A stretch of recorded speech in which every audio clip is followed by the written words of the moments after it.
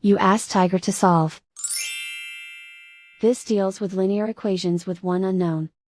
The final result is x equals -30. Let's solve it step by step. Group all constants on the right side of the equation.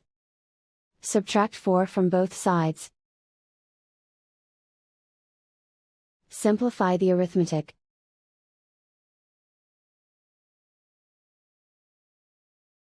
Isolate the x.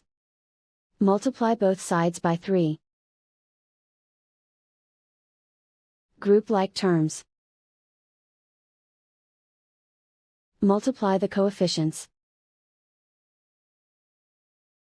Simplify the fraction. Simplify the arithmetic.